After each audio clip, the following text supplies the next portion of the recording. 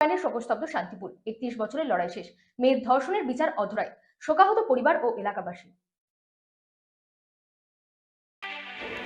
ফেলানী বসাক 1993 সালে আন্দোলনের এক সাক্ষী, যিনি মেয়ের ধর্ষণের বিচার চেয়ে 31 বছর ধরে লড়াই চালিয়ে গেছেন। তিনি আর নেই।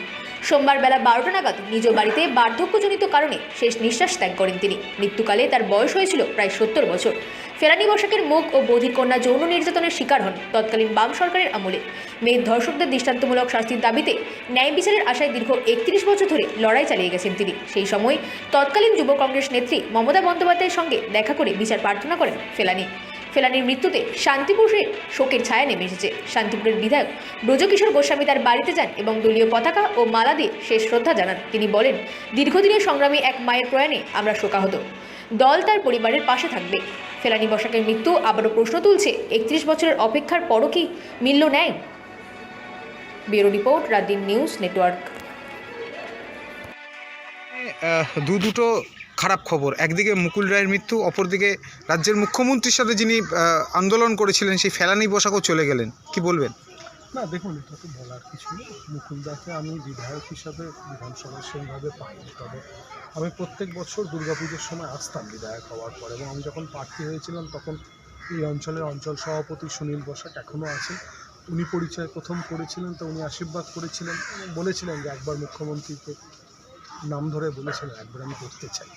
তো তারপর শান্তিপুরে উনি যখন এসেছিলেন দূর থেকে দেখেও ছিলেন। আমি খোঁজখবর নিয়ে যেতাম প্রত্যেক বছর দুর্গাপুজোর সময়, এখানকার মেম্বার যারা যারা আছেন সবাই খোঁজখবর নিতেন। কদিন আগেও আমি এসেছিলাম, খুব গুরুতর অসুস্থ ছিলেন, তবে দেখে চিনতে পেরেছিলেন। আমরা সমস্ত দায়িত্বটাই নিয়েছি।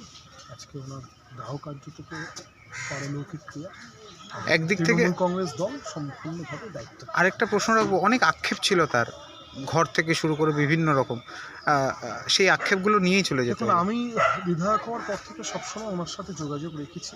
আমি আমার তরফ থেকে অঞ্চলে আমার যারা সদস্য আছে তারা সবাই সবার মতো করে চেষ্টা করেছে। এখন আমার সঙ্গে যখন ওনার দেখা হয়েছে তখন তো সেভাবে উনি বহু কথা বলতেও পারেননি, তো সেজন্য ওই কথাগুলো আজকে আর না তোলাই ভালো। তবে আমি এসেছি এবং ওনাকে পারলৌকিক ক্রিয়ার দায়িত্ব দলের তরফ থেকে, এবং আগামী দিনে যা যা করণীয় সেগুলো সব। বার্ধক্যজনিত অসুস্থতার কারণে কি বার্ধক্যজনিত বাড়িতেই? আমি বাড়িতেই উনি মারা গেছেন। আমি এসেছিলাম 7-10 দিন আগেও আমি এসেছিলাম, অঞ্চলের সবাই জানে। তখনই উনি কথা বলতে পারছিলেন না, তবে আমার হয়তো ভাগ্য ভালো, উপরওয়ালার আশীর্বাদ যে উনি আমাকে বললেন যে এমএলএ এসছে। লাইন